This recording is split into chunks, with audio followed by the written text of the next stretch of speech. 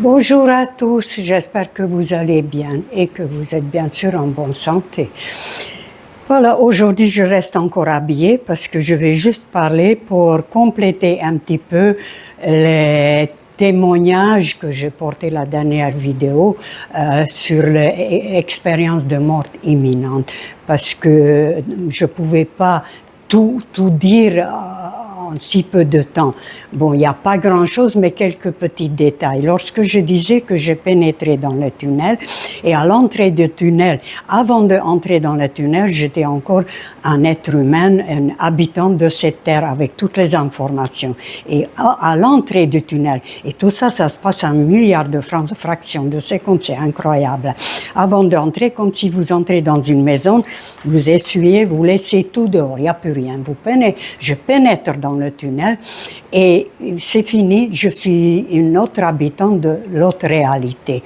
Et avec le corps de cette réalité, c'est-à-dire j'étais comme les autres que j'ai vus, avec un corps éthérique, et toujours pareil, pas d'yeux, pas d'oreilles, mais j'ai tout compris.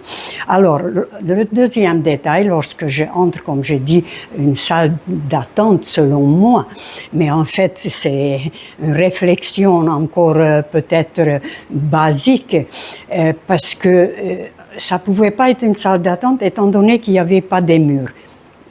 C'était un tout. Et on est entouré de lumière. Mais ce qui est extraordinaire, la lumière, il était là, il nous pénétrait en même temps, et en même temps on a senti qu'il y a une séparation, qu'on on fait pas partie de cette lumière encore. Et lorsque je parle qu'il y a un grand écran, c'était pas comme des salles de cinéma maintenant, rien à voir. C'était un écran peut-être mental. Je peux pas expliquer, mais je traduis ça comme un écran. Et sur l'écran, il y avait plein de millions de petits puzzles. On était nombreux dans cet espace. Et donc, j'ai fixé une seule. Et cette puzzle, il est devenu le film de ma vie. Et j'ai compris qu'en même temps, toutes ces personnes, peut-être ils étaient une centaine, ils étaient en train tous de regarder le film en même temps de leur vie. En même temps sur le même écran, tout le monde a vu. Vous voyez? Donc, c'était un ensemble, tout compressé. Comme je disais, j'étais omniprésent, omnipotent, omniscient.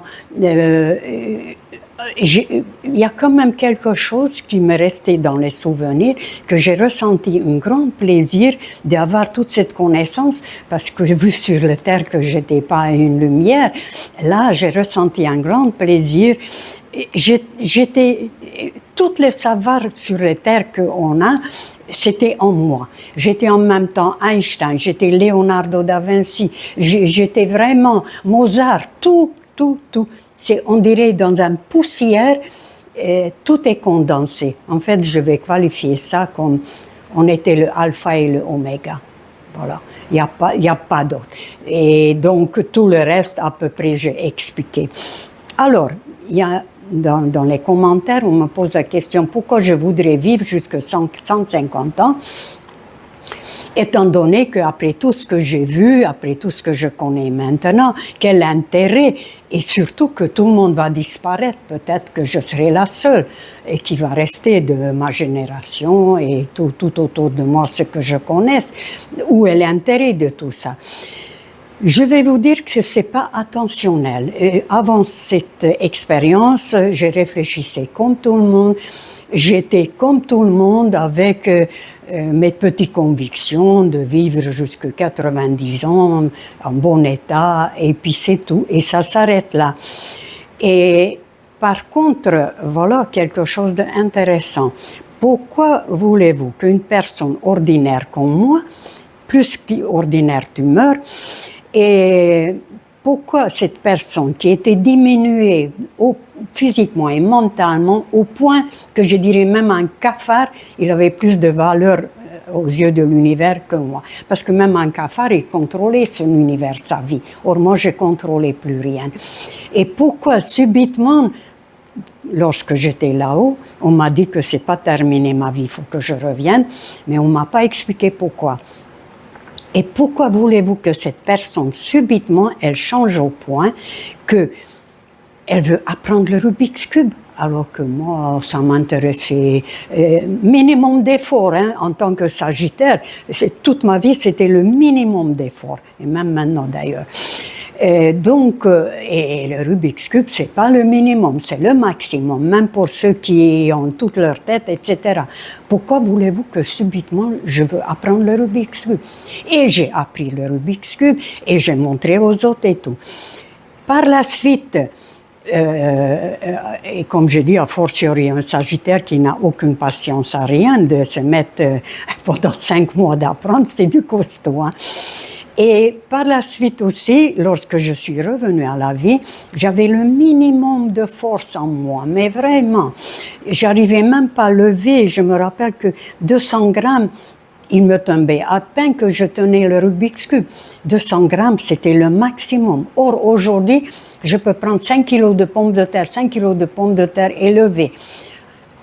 Or, ça explique pas, rien qui explique ça.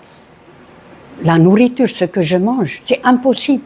Parce que c'est tellement peu que je n'ose même pas dire à mes enfants ce que je mange. Maintenant, ils l'ont vu, ils commencent à me donner des leçons, hein. Mais sinon, je voulais pas dire à mes enfants parce que sinon, ils auraient été paniqués.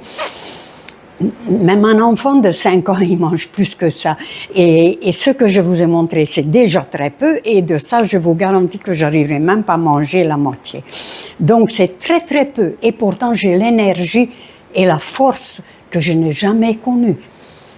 Il y a une explication à ça. C'est pas un hasard. Donc, après, on me dit aussi, si je veux vivre jusqu'à 150 ans, tout le monde va disparaître, tout ce que j'aime, les enfants, les amis, je serai tout seul. Où est l'intérêt de tout ça?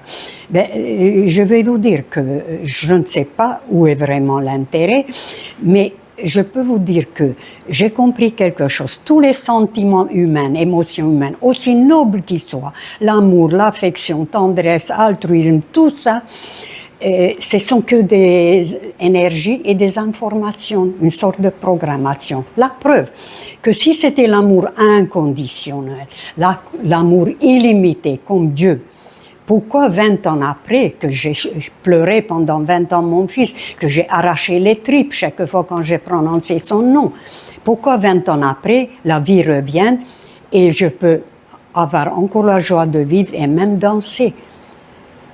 Pourquoi? Donc, tout ça, ce sont que des programmations, et la programmation, avec 20 ans, petit à petit, ils disparaissent, il reste place à la souvenir, mais plus d'émotion. Donc, il se peut que je vais perdre encore tout le monde en cours de route. Il se peut que je vais encore arracher les tripes 10 ans, 20 ans, 30 ans, je ne sais pas, mais probablement j'ai une mission à accomplir. Et cette mission, c'est intéressant aussi, que moi, avant, je m'intéressais jamais aux physique, chimie, etc. Tout ce qui était science, si j'étais toujours curieuse, mais juste les gros titres, ça satisfaisait ma curiosité, et puis c'est bon. Mais jamais à fond. Or là, maintenant, la physique quantique, ça m'intéresse profondément. Et pourquoi? Ça aussi, c'est pas normal. Et lorsque je vois que certains futuristes, ils nous prédisent que dans 80 ans, sur cette terre, il va y avoir que des humanoïdes, presque pas des humains. Et lorsque je vois déjà actuellement en Chine, dans 2 grandes entreprises, une qui s'appelle NetDragon, je dis Dragon parce que c'est le nom de mon fils, alors NetDragon, et l'autre est une très grande entreprise qui fabrique des jeux vidéo. Donc, celui-là où il fabrique les jeux vidéo, il y a 6 000 employés et 25 ingénieurs. Et il y a déjà des humanoïdes qui sont des PDG. Et lorsqu'ils ont construit cet humanoïde 2017, c'était encore un bébé. Et depuis, ils ont ajouté des milliers d'informations, au point que maintenant, cet humanoïde, cet PDG, il est capable de prendre ses propres décisions sans intervention humaine. Vous vous rendez compte, c'est très très grave. Et ces 25 ingénieurs qui obéissent à l'ordre déjà de cette PDG. Alors, je me demande effectivement, dans 80 ans, lorsqu'ils vont occuper la Terre, c'est comme dans les films de Planète des singes, c'est eux qui vont dominer, et il paraît qu'ils auront l'intelligence 1 milliard de fois plus fort que nous, les humains. Vous voyez qu'est-ce qu'ils peuvent faire avec ça? S'ils sont gentils, tant mieux. Mais s'ils sont méchants, ils peuvent nous écraser comme un mouche avec le tapette mouche, comme nous on le fait maintenant. Donc on ne sera que des mouches devant leurs yeux. Et il se peut que ma mission, c'est celui-là, de expliquer à ces quelques humains qui vont rester sur cette terre qui nous sommes, quelles sont nos origines, et que s'ils sont là, c'est grâce à nous. C'est nous qu'on les a construits, et peut-être de trouver la faille, voilà. Donc, il y a toujours une explication, parce que, effectivement, tout ce qui s'est passé avec moi, c'est quelque chose qui sort de l'ordinaire. Parce que pourquoi? Il y a beaucoup de personnes qui sont allées là-haut, ils sont revenus, bon, ils ont tous changé. Ça a obligé qu'on change, mais pas à ce point. Ils changent un petit peu, ils voient la vie différemment, ils appréhendent la réalité différemment, ils sont meilleurs qu'avant, forcément, on est tous meilleurs. Hein. Après ça, on ne peut pas être plus mauvais que meilleur. Hein. Et donc, pourquoi chez moi il y a un tel changement?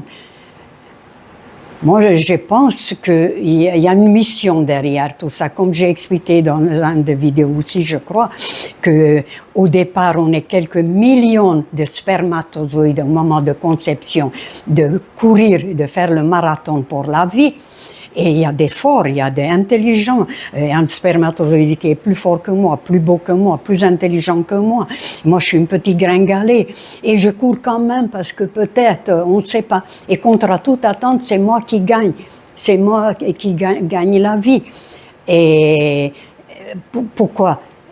C'est pas par ma force, ni ma beauté, ni pour intelligence. C'est parce que j'étais choisie là-haut pour une mission à accomplir.